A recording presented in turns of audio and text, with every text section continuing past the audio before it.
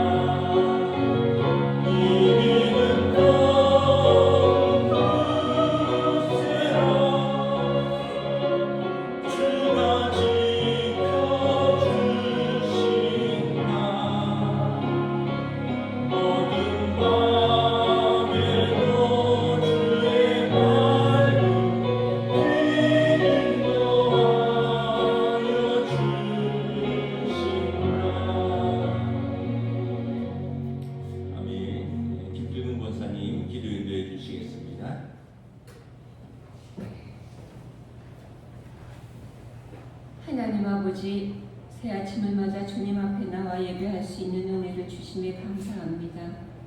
새해를 맞으며 기대감으로 설레임도 있지만 다가오는 모르는 날들과 불확실한 날들의 불안과 염려를 기도로 준비하게 하심을 감사드립니다. 살아계신 하나님께서 신실하심으로 선하심으로 우리를 지키시고 인도하심을 믿으며 2026년을 기대하고 나아가게 하심에 감사드립니다. 지으신 모든 것에 긍휼을 베푸시고 선대하시는 하나님 감사합니다. 오늘도 주님의 이름을 부르며 주님을 경배하며 주님을 찬양합니다. 선한 사람은 마음에 쌓은 선에서 손을 내고 악한 자는 그 쌓은 악에서 악을 내느니라 말씀하시는 주님, 우리 안에 선한 것이 있는지 돌아봅니다. 우리 모두는 말씀대로 살고 싶고 예수님을 본받아 마주하는 사람들에게 주님이 허락하시는 이 세상을 만나는 상황들에 선대하고 싶은데 우리의 마음과는 달리 일상 속에서 우리의 완악함을 봅니다. 순간적인 유혹으로 이기심으로 엉키는 마음과 엇갈리는 감정으로 악함만을 쌓고 있는 건 아닌지 하나님 앞에 말씀 앞에 부끄러워집니다. 주님, 우리의 연약함을 미련함을 아시오니 불쌍히 여기시고 긍휼을 베풀어 주시옵소서. 내게 불편함이 없고 불쾌하지 않고 불이익이 없는 것이 은혜가 아니고 평강이 아님을, 그것이 전부가 아님을 깨닫기 원합니다. 우리의 시선을 확장시켜 하나님이 만드신 세상을 바라보며 하나님을 힘써 알고 예수를 깊이 생각하는 분투하는 우리 교회, 우리 모두가 되기를 간절히 기도드립니다. 성령님, 우리의 소망을 아시오니 우리의 무심함을, 안일함을, 게으름을 깨우쳐 주시옵소서. 주님의 십자가 앞으로, 말씀 앞으로 돌이켜 설 수 있도록 용기를 더하여 주시고 선하심으로 이끌어 주시옵소서.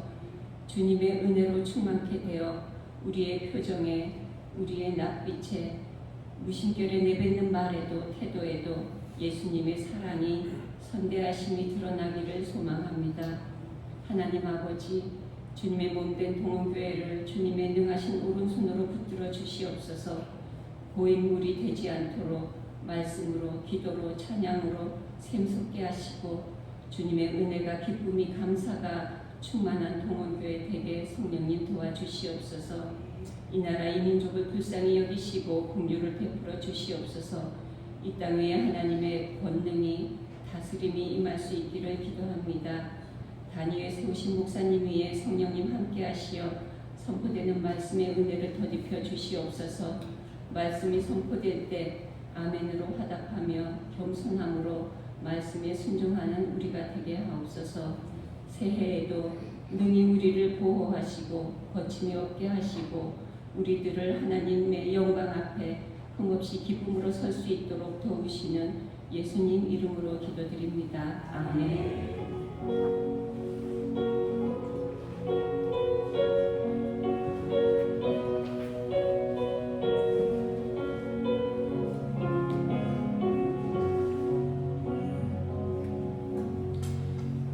오늘 우리에게 주신 하나님의 말씀은 구약성경 룻기 4장 1절에서 12절까지 말씀입니다. 룻기 4장 1절에서 12절까지 말씀입니다. 다 찾으신 줄 알고 저 여러분들이 한 절씩 교도하도록 하겠습니다. 룻기 4장 1절에서 12절입니다. 보아스가 성문으로 올라가서 거기 앉아있더니 마침 보아스가 말하던 기업 물을 자가 지나가는지라 보아스가 그에게 이르되 아무개여 이리로 와서 앉으라 하니 그가 와서 앉음에 보아스가 그 선원 장로 10명을 청하여 이르되 당신들은 여기 앉으라 하니 그들이 앉음에 보아스가 그 기업 물을 자에게 이르되 모압 지방에서 돌아온 나오미가 우리 형제 엘리멜렉의 소유지를 팔려 함으로 내가 여기 앉은 이들과 내 백성의 장로들 앞에서 그것을 사라고 내게 말하여 알게 하려 하였노라. 만일 내가 물으려면 물으려니와 만일 내가 물으지 아니하려거든 내게 구하여 알게 하라. 내 다음은 나요 그 외에는 물을 자가 없느니라 하니 그가 이르되 내가 물으리라 하는지라. 보아스가 이르되 내가 나오미의 손에서 그 밭을 사는 날에 곧 죽은 자의 아내 모압 여인 룻에게서 사서 그 죽은 자의 기업을 그의 이름으로 세워야 할지니라 하니 그 기업 물을 자가 이르되 나는 내 기업에 손해가 있을까 하여 나를 위하여 물으지 못하노니 내가 물을 것을 내가 물으라 나는 물으지 못하겠노라 하는지라. 옛적 이스라엘 중에는 모든 것을 물으거나 교환하는 일을 확정하기 위하여 사람이 그의 신을 벗어 그의 이웃에게 주더니 이것이 이스라엘 중에 증명하는 전례가 된지라. 보아스에게 이르되 내가 너를 위하여 사라 하고 그의 신을 벗는지라. 보아스가 장로들과 모든 백성에게 이르되 내가 엘리멜렉과 기련과 말론에게 있던 모든 것을 나오미의 손에서 산 일에 너희가 오늘 증인이 되었고 또 말론의 아내 원여인 룻을 사서 나의 아내로 맞이하고 그 죽은 자의 기업을 그의 이름으로 세워 그 이름이 그의 형제 중과 그곳 성문에서 끊어지지 아니하게 함 너희가 오늘 증인이 되었느니라 하니 성문에 있는 모든 백성과 장로들이 이르되 우리가 증인이 되나니 여호와께서 내 집에 들어가는 여인으로 이스라엘의 집을 세운 라헬과 레아 두 사람과 같게 하시고 내가 에브랏에서 유력하고 베들레헴에서 유명하게 하시기를 원하며 여호와께서 이 젊은 여자로 말미암아 내게 상속자를 주사 내 집이 다말이 유다에게 낳은 베레스의 집과 같게 하시기를 원하노라 하니라. 아멘. 할렐루야. 신년 특별 새벽 기도의 마지막 날입니다. 한 주간 또 애써서 기도의 자리에 함께 동참하신 여러분들을 주님의 이름으로 축복하고 환영합니다. 우리 한번 인사하겠습니다. 우리 또 새해 우리 힘내서 열심히 삽시다. 우리 오늘 밤에 사실은 어제 밤인가요? 눈이 많이 온다고 해서 좀 걱정을 했었어요. 그래서 야 이거 뭐 폭설이 온다는데 어찌하나. 근데 서울 쪽은 아닌가 봐요. 제가 아직 일기예보를 가보진 못했는데 뭐 강원도 쪽은 어떤지 모르겠는데 보니까 새벽에 뭐 제설차가 와서 한번 이것도 쫙 뿌리고 간 것 같은데 눈은 오지 않아서 우리 예배 오는 데는 좀 어려움이 없어서 다행입니다. 우리 신년 특별 새벽 기도로 우리 룻기 말씀을 이렇게 보고 있습니다. 인생의 흉년에서 우리가 무엇을 선택할 것인가. 그래서 우리가 보면 이제 룻기를 보면 모든 일에 있어서 선택이 방향을 바꿉니다. 엘리멜렉의 흉년이 들었을 때 엘리멜렉의 선택이 있었고요. 또 세 여인이 다 과부가 되었을 때 오르바의 선택이 있었고 룻의 선택이 있었고요. 또 이 룻에 대한 또 보아스가의 또 어떤 선택이 있고 또 보아스를 선택하는 또 나오미의 선택이 있고 결국 이제 우리의 현재의 삶은 평소에 우리의 작은 선택들이 만들어져 가는 것을 보게 됩니다. 그래서 결국은 가장 믿음의 선택, 가장 최선의 선택을 하려고 평소에 애를 써야 된다는 걸 알 수 있죠. 오늘도 책임을 선택하는 구속자와 그렇지 못하고 잊혀지는 한 사람에 대한 이야기입니다. 그리고 이제 룻기는 내일 완성이 됩니다. 내일 주일 설교로 믿음의 명문 가문으로 룻기를 마치도록 하겠습니다. 오늘은 이제 책임을 감당하는 구속자와 책임을 회피하는 한 사람에 대한 이야기를 하도록 하겠습니다. 1절에 보면 보아스가 성문에 올라가서 앉았습니다. 그 당시 성문은 성 안에 집들이 있고요. 성 밖에 밭들이 있습니다. 뭐 포도밭이라든가 뭐 이런 밭, 올리브밭은 성 밖에 있어요. 그러니까 이제 아침이 되면 성 밖으로 일하러 나가고 저녁이 되면 이제 성 밖에서 일하고 성 안으로 들어오는 거죠. 그러면서 이 집을 이제 이 성 안을 이렇게 지키기 위해서 문을 닫는 거죠. 그래서 성문이 있고 성문은 많은 사람들이 오고 가는 장소이면서 동시에 여기가 공공의 장소입니다. 어떤 중요한 사건을 다루거나 어떤 재판 같은 것이 이루어질 때 성문에서 그 장로들과 함께 이 일들을 다루는 것입니다. 엘리멜렉이 이제 룻을 이제 구속하기 위해서 이제 그 성문 앞에 장로들 10분을 모셔옵니다. 마침 거기에 엘리멜렉과 가까운 기업 물을 자가 성문을 지나갑니다. 그 보아스가 그를 불러서 앉으라, 여기 앉으라 말합니다. 근데 재미있는 것은 1절에 보면 그 사람의 이름을 아무개라고 쓰고 있습니다. 아무개요, 여기 와서 앉으십시오. 왜 그럴까요? 뭐 결과론적이지만 이 사람은 자기 책임을 감당하지 않은 사람입니다. 여러분, 자기 책임을 감당하지 않는 사람은 다른 사람들에게 잊혀지는 것입니다. 그냥 아무개로 남는 것입니다. 책임을 거부한 사람은 이름도 기억되지 않는 것입니다. 여러분, 우리가 수고하고 헌신하고 이런 것을 하나님도 아시고 사람도 아시고, 근데 우리가 그것에 대한 책임을 회피하고 내 편한 것만, 내 이익되는 것만 찾으면 어떻게 되냐면 아무개가 있었지, 그냥 이렇게 기억되고 끝나는 것입니다. 우리 인생에 있어서. 2절에 보면 보아스는 장로 10명을 모읍니다. 이들은 성 안에 일어나는 중요한 일들을 어떤 율법으로 판단하고 또 증인을 서는 그런 일들을 하는 것입니다. 참고로 유대의 회당의 정족수는 10명입니다. 10명이 모여야 회당을 하나 세울 수 있습니다. 남자 10명, 그러니까 10가정을 말하는 거죠. 그리고 결혼식의 하객, 증인은 2명인데 하객은 10명이 모여야 결혼 축하에 필요한 정수가 찼다, 이렇게 이야기를 합니다. 그래서 그 성의 유력한 장로 10분을 모셔서 이걸 법적으로 공식적으로 처리하자는 거죠. 보아스가 보면 좀 전략을 잘 짠 것 같아요. 먼저는 10명의 장로들과 기업 물을 자들 앞에서 사건의 진상을 차근차근히 이야기를 합니다. 그 다음에 부동산에 대해서 이야기하고 사람에 대해서 이야기를 합니다.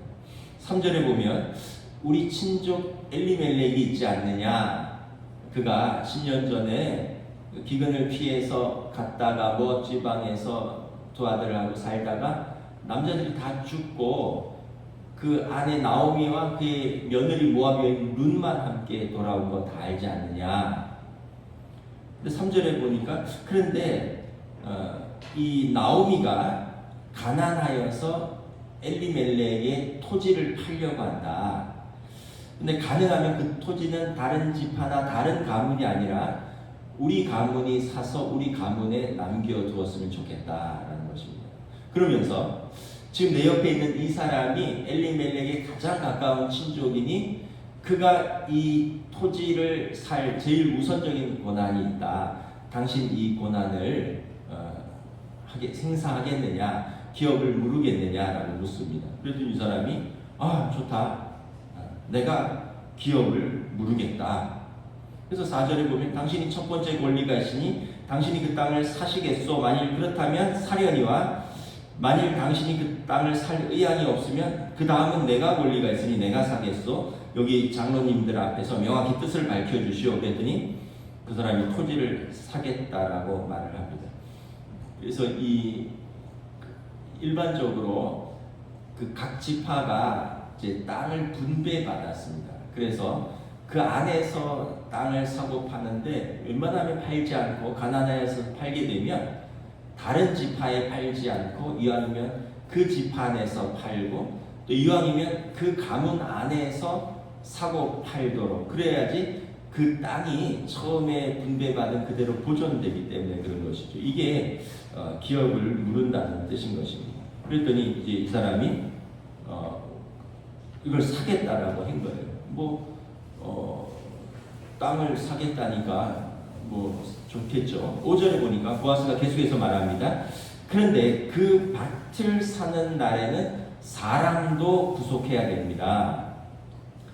알다시피 엘리멜렉에게 두 아들이 있지 않습니까? 말론과 기럝이 있는데 다 죽었다. 그래서 지금 나오미와 룻이 남았는데 그 룻을 같이 물러야 된다. 룻을 같이 구속해야 된다. 그래서 죽은 자의 기업, 다시 말하면 그 땅을 엘리멜렉과 말론의 이름으로, 그리고 그 아들을 엘리멜렉과 말론의 이름으로 세워줘야 된다라고 이야기를 하는 거죠. 율법에 신명기 25장 6절에 그 여인이 낳은 첫 아들이 그 죽은 형제의 이름을 잊게 하여 그 이름이 이스라엘 중에서 끊어지지 않게 할 것이니라. 그러니까 그 룻을 취하여 아들을 낳으면 그 첫 아들은 자기가 키우고 자기가 낳았지만 그 형제의 이름, 양자처럼 그 형제의 이름으로 키우고 그 소유지를 그에게 물려줘야 된다는 거예요. 그러니까 이 사람이 생각해 보니까, 아니 땅 사는 건 좋은데 또 저 여인을 취하면 아들을 낳으면 내 아들이 되는 것도 아니고 기껏 먹이고 입히고 키워놨더니 나중에 그 아들에게 이 땅을 다시 줘야 된다는 거죠. 그리고 이거는 이제 그 말론의 기업이 된다는 거죠. 가만 생각해보니까, 아니 내가 미쳤냐? 내가 이렇게 손해 보면서 돈 들이고 사람 키우고 시간 들이고 정성 쏟아서 남의 기업 세워줄 일 있냐? 난 안 하겠다라고 말합니다. 이게 이제 수혼법인데 나는 무르지 않겠다. 그러면서 쉽게 얘기하면 이거죠. 뭐 기껏 내 돈 쓰고 내 시간 써서 죽은 친척 기업 세워주는 것밖에 되지 않겠느냐. 나는 손해가 보는 일은 하지 않겠다. 그래서 보아스에게 말합니다. 내가 물으라, 나는 물으지 못하겠노라 하고 자기의 권리를 포기합니다. 지난 주일에 그 리더의 7가지 선택 뭐 이렇게 제가 말씀드린 거 기억나시나요? 한번 생각해 보면 앞에 전부 이익이 있어요. 단기적 이익이 아니라 장기적인 가치를 선택하라. 이익이 아닌 명분을 선택하라. 이익이 아닌 언약을 선택하라. 이익이 아닌 진리를 선택하라. 이익이 아닌 사람을 살리는 선택하라. 끝을 생각하면서 선택하라. 뭐 판단이 서지 않을 때는 원칙을 선택하라. 7개 중에 5개가 이익이 아니라 언약, 명분, 진리, 사랑 이런 건데 이 사람은 전부 이익을 선택을 하는 거죠. 이 사람은 모든 것을 선택할 때 자기 이익을 중심으로 선택하는 사람이라는 것을 알 수 있습니다. 이익을 위해서 원칙을 저버리는 사람이죠. 그러니까 이 사람의 이름은 기억되지 않아요. 그냥 그 아무 개가 있었다 이렇게 끝나는 겁니다. 처음에는 자기가 땅을 사서 기업을 무르겠다고 했어요. 그러니까 이 사람이 능력이 없는 게 아니에요. 경제적 능력이 있어요. 근데 룻도 구속해야 한다고 하니까 가만히 생각해보다 그러면 나는 안 하겠다라고 권리를 포기하는 것입니다. 이유는 내가 손해될 일은 하지 않는다는 거예요. 주변에 이런 분들이 꽤 있습니다. 뭐 아마 친척들 간에도 있고요. 뭐 회사 같은 데도 있고요. 뭐 주변에 이런 분들 많아요. 그 10,000원 나가는 거 아끼려고 야 이거 뭐 내가 나한테 이거를 부담시킨다고? 내가 이걸 왜 내? 뭐 이러면서 막 눈에 쌍심지를 키고 막 친척들한테 또는 뭐 가족들한테 또는 동료들한테 심지어는 뭐 모르겠습니다. 친구들한테도 그 10,000원에 자기 밑바닥을 다 보이는 사람도 있어요. 근데 결과론적이지만 이 사람은 이익 때문에 기업물을 자기의 권리를 포기함으로써 더 큰 기회들을 상실했습니다.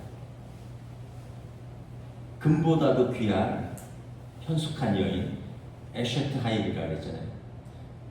잠언 31장에 누가 현숙한 여인을 찾겠느냐? 금보다도 귀하다. 금보다도 귀한 룻의 남편이 될 기회를 상실했습니다. 위대한 왕 다윗 왕과 남유다의 20몇 명의 왕이 다 이 보아스의 가문에서 나옵니다. 남유다는 유다 지파에서 왕이 다 나와요. 전부 다윗의 후손입니다. 4장 마지막에 보면 보아스는 다윗의 증조부입니다. 룻을 통해서 오벳을 낳고 오벳은 이새를 낳고 이새는 다윗을 낳고 다윗은 솔로몬을 낳고 무려 그 가문에 우리로 말하면 이씨 조선의 모든 왕들이 다 이성계의 후손이듯이 남유다의 모든 왕들은 다 다윗의 후손입니다. 다 보아스의 후손입니다. 이 권리를 포기함으로 이스라엘 남유다의 그 왕들의 계보의 조상이 될 기회를 잃은 것입니다.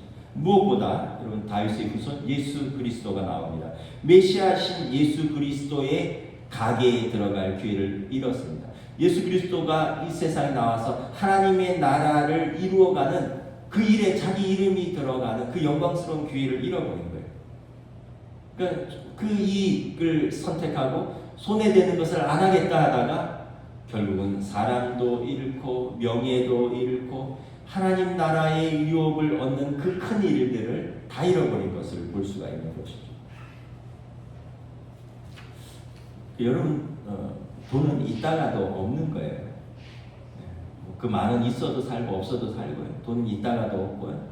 또 뭐 없다가도 있으면 더 좋겠지만 그런데 여러분 사람을 얻는 것, 또 언약을 지키는 것, 하나님 나라를 세워가는 것들은 이것은 그때 그 시기에 하지 않으면 나중에는 할 수 없을 때가 많이 있습니다.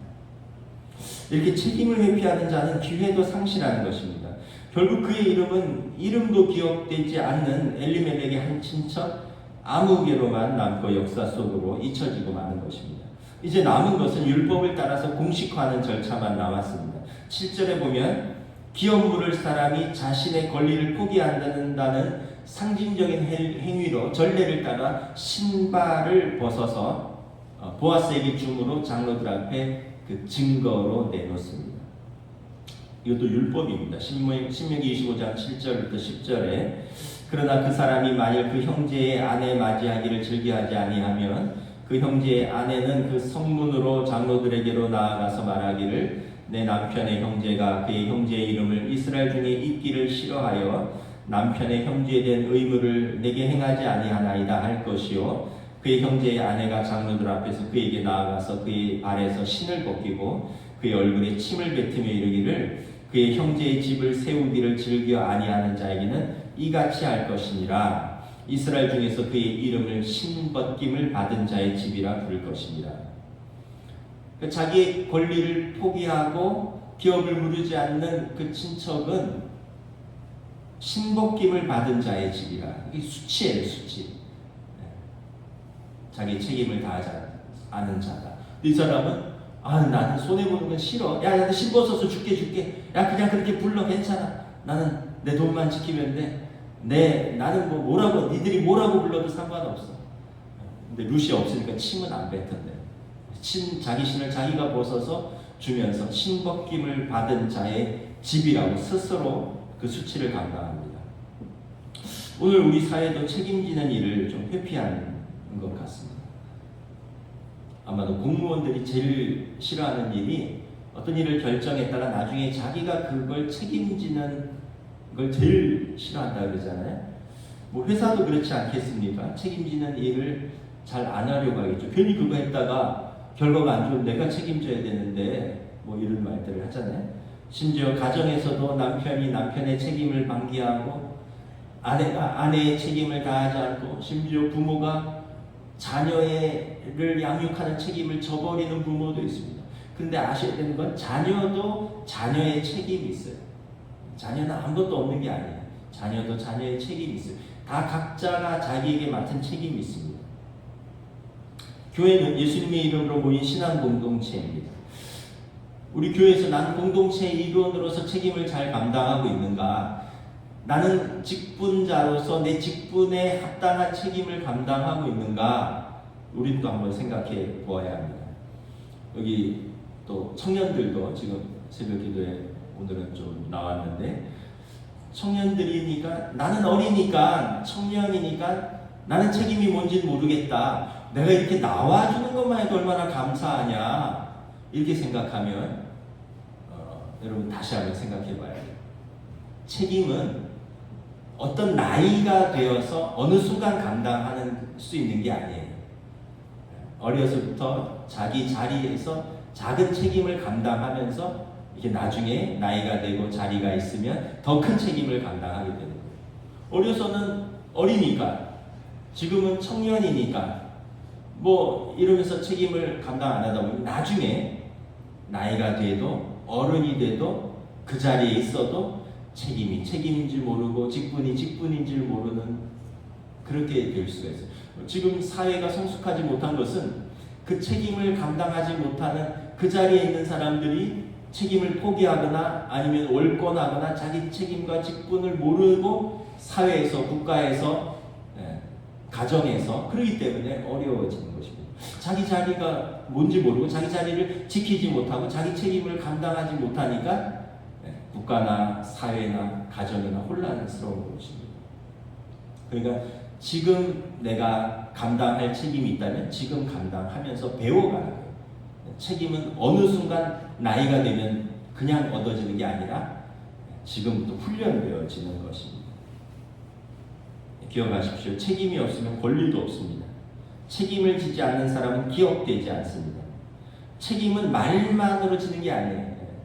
책임은 보아스처럼 몸과 마음과 정성과 시간과 물질로서 감당하는 것입니다.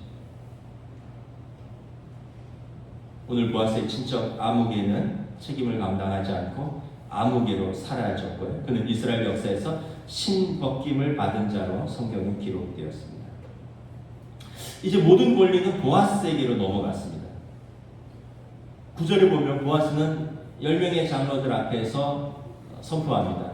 내가 이제 기업 물을 자의 권리를 내가 사겠습니다. 엘리멜렉의 그 소유지를 내가 사고 그의 룻을 제가 아내로 맞이하겠습니다. 당신들이 증인이 되어 주십시오. 10절에 말론의 아내 모압여인 룻을 나의 아내로 맞이하고 그 죽은 자의 기업을 그의 이름으로 세워 그의 이름이 그의 형제 중 이곳 성문에서 끊어지지 않도록 하겠습니다. 당신들이 증인이 되어 주십시오. 보아스는 어떤 사람입니까? 깃보르 하일이라고 했잖아요. 경건하며 용기 있고 책임감 있는 사람이다. 그 보아스는 룻기 3장 12절에 보면 룻에게 어떤 호의를 베풀면서 이야기를 하는데 그 한 절에 책임이란 말을 4번이나 반복합니다.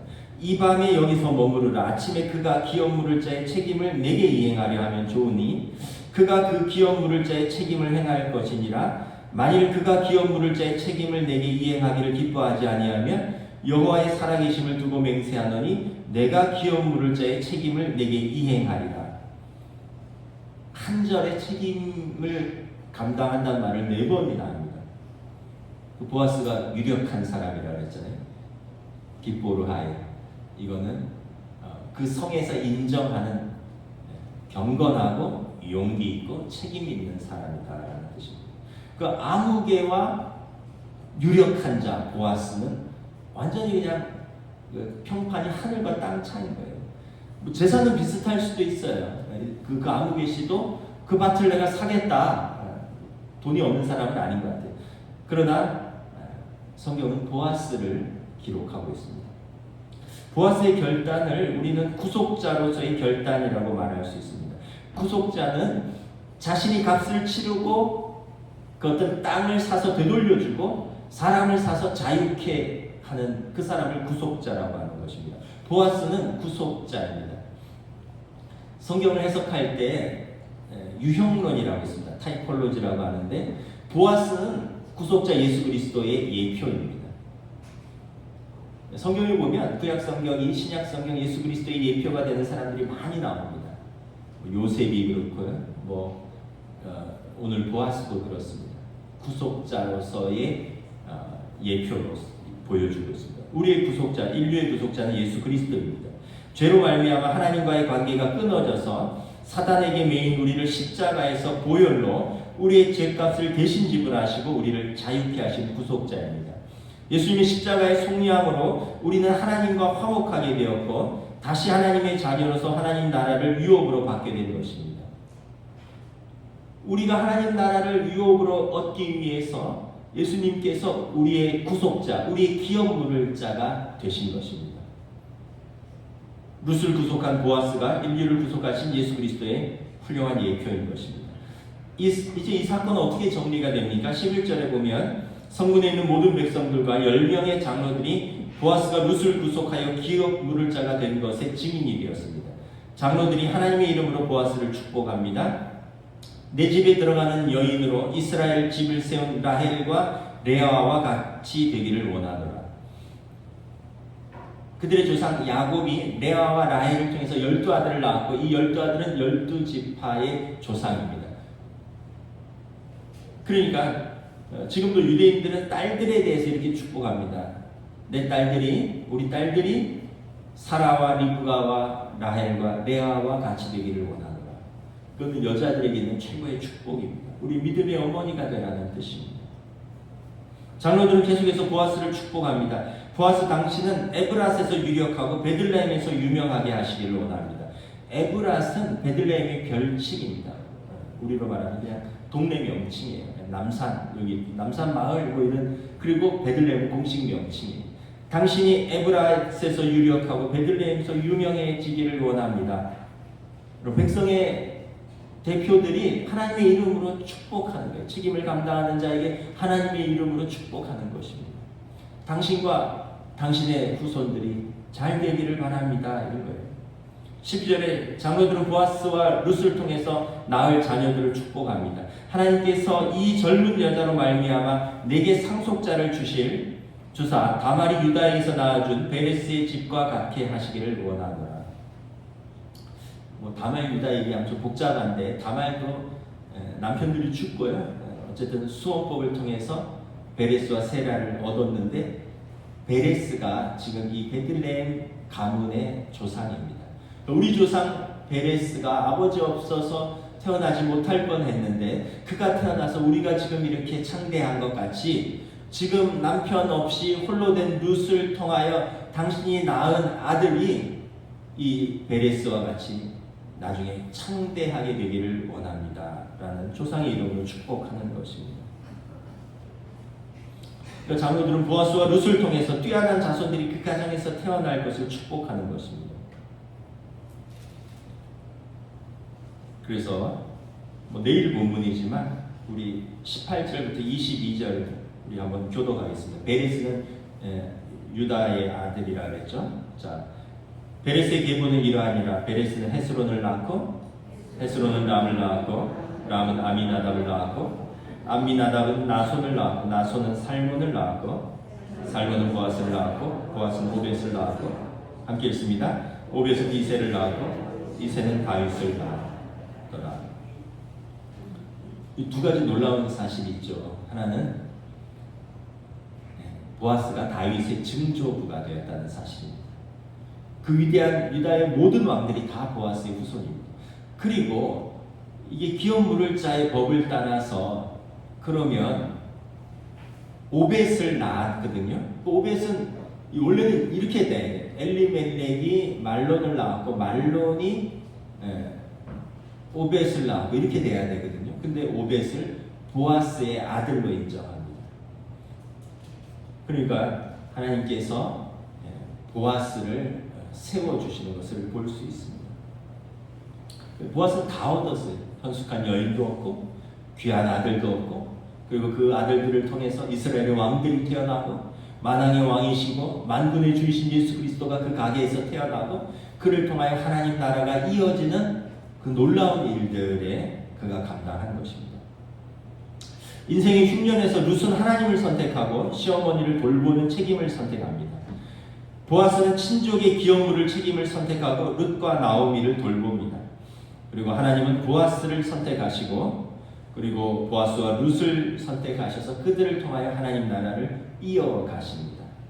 말씀을 마치겠습니다. 우리는 매일 선택의 기회 앞에 서 있습니다. 순간의 선택이 우리의 영혼을 좌우합니다. 가족을 위해서, 믿음의 공동체를 위해서, 하나님 나라를 위해서 우리가 책임 있는 선택을 하면 먼저는 우리 자신이 예수님의 좋은 제자가 됩니다. 우리 자신이 깃보르 하이, 경건하며 용기 있고 책임 있는 남자, 에쉐트 하이, 경건하며 현숙한 여인이 됩니다. 그리고 그러한 우리를 통하여 사람들이 당신께 감사합니다. 무엇보다 하나님께서 당신을 기억하십니다. 2026년 우리 한 해 기도로 시작합니다. 우리의 모든 선택, 때로는 인생의 흉년이 온다 할지라도 룻처럼 보아스처럼 하나님을 선택하여 하나님 나라를 기업으로 얻는 저와 여러분들이 되시기를 주님의 이름으로 축복합니다. 우리 1분간 함께 기도하시고 제가 마무리 기도하고 축도함으로 마치겠습니다. 하나님, 새해를 기도로 시작합니다. 룻기를 통하여 하나님 앞에서 살아간다는 것은 무엇입니까?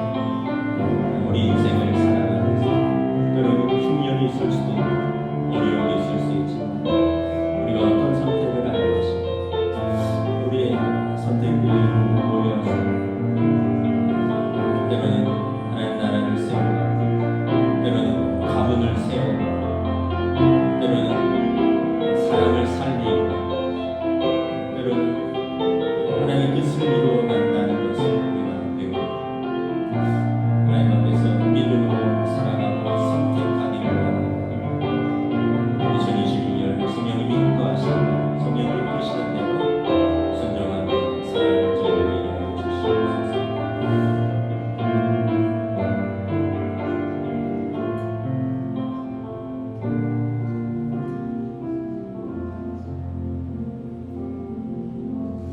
주님의 은혜를 감사합니다. 2026년 새해를 맞이하였습니다. 새해를 맞이하면서 우리가 기도로 한 해를 시작합니다. 말씀으로 한 해를 시작합니다.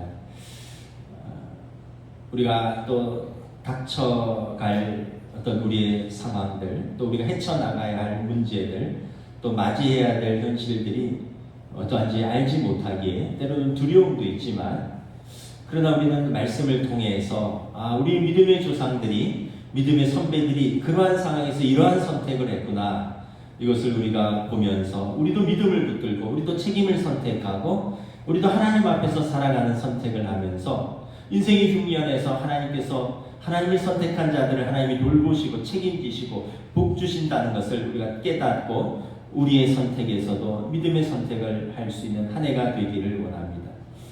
한 주간 기도하며 머리 숙인 사랑하는 우리 성도들, 또 저들의 가정, 일터를 하나님 붙들어 주시고 돌보아 주시옵소서. 우리의 삶에서 하나님을 선택한 주의 백성들을 긍휼히 여겨 주시옵시고, 하나님 또 하나님의 뜻대로 이루어 주시고, 우리를 통하여, 우리의 가정을 통하여, 또 하나님을 사랑하는 교회, 믿음의 공동체를 통하여 사람들이 살아나고 우리가 사는 이 사회가 더 풍성해지고 하나님 나라가 확장되는 놀라운 일들이 하나님의 백성들을 통하여 이루어지는 한 해가 되게 하여 주시옵소서.